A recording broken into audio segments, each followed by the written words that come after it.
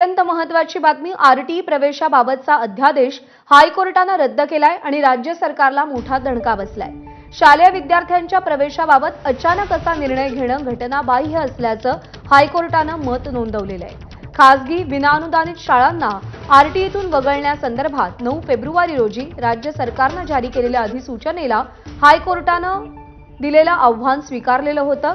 मे महिन्यातच हायकोर्टाने या याचिकेला या अधिसूचनेला स्थगिती दिलेली होती।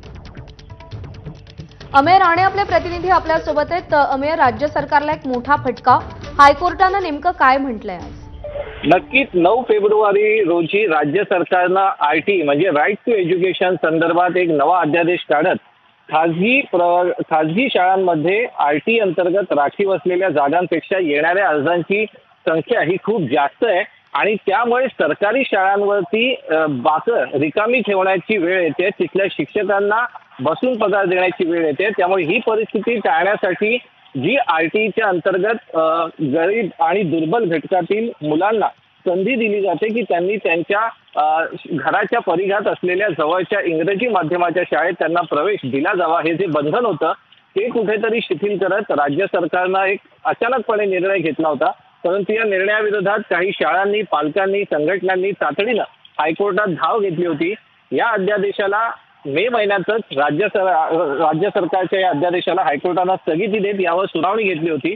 यात अंतिम निकाल जाहीर करताना मुख्य न्यायमूर्ती देवेंद्र कुमार उपाध्याय आणि अमित बोरकर यांच्या खंडपीठानं स्पष्ट केलंय की अशा प्रकारे अचानकपणे विद्यार्थ्यांच्या प्रवेशाबाबत निर्णय घेणं हे घटनाबाह्य आहे। अशा प्रकारे तुम्हाला कायद्यात रातोरात बदल करता येणार नाही। त्यामुळे हा GR आम्ही रद्द करत आहोत। हा राज्य सरकारला एक खूप मोठा दणका आहे। मात्र हे करताना फेब्रुवारी ते मे या दरम्यान या खासगी शाळांनी ज्या अन्य विद्यार्थ्यांना प्रवेश दिलेले आहेत आरटीईच्या जागांवर, ते मात्र अबाधित राहतील, त्यात ढवळाढवळ करू नये असा निर्देश सुद्धा देत या विद्यार्थ्यांना हायकोर्टानं कुठेतरी दिलासा दिलाय। कारण की जर हा GR रद्द झाला असता तर त्या अंतर्गत जे प्रवेश दिले आहेत त्यात सुद्धा खूप मोठा खोळंबा झाला असता, ते आम्ही हलवू इच्छित नाही असं स्पष्ट करत हायकोर्टानं ते प्रवेश कायम ठेवलेत। मात्र आरटीई अंतर्गत आता गरीब आणि दुर्बल घटकातील विद्यार्थ्यांना त्यांच्या पसंतीच्या त्यांच्या घराच्या परिघात येणाऱ्या किलोमीटरच्या शाळेत प्रवेश देणं आता त्या शाळांना सुद्धा बंधनकारक राहील आणि राज्य सरकारला सुद्धा ते बंधनकारक राहील। प्रज्ञा, अमेय, या सगळ्यामध्ये राज्य सरकारची भूमिका नेमकी काय होती? राज्य सरकारनं हा GR काढताना स्पष्ट केलेलं होतं की आरटी प्रवेशासाठी ज्या जागा राखीव ठेवल्या जातात खासगी शाळांमध्ये, तिथे प्रमाणापेक्षा म्हणजे समजा एखाद्या शाळेत जर 10 जागा आहेत तर तिथं 100 अर्ज येऊ लागलेत आणि जी आर्थिक दुर्बल घटकातील पालक किंवा विद्यार्थी आहेत ते त्यांच्या घराजवळ जरी खासगी शाळा असेल, BMC शाळा असेल, त्या शाळेत जाणं टाळून या खासगी शाळांना आपली पहिली पसंती देत आहेत, हे चुकीचं आहे।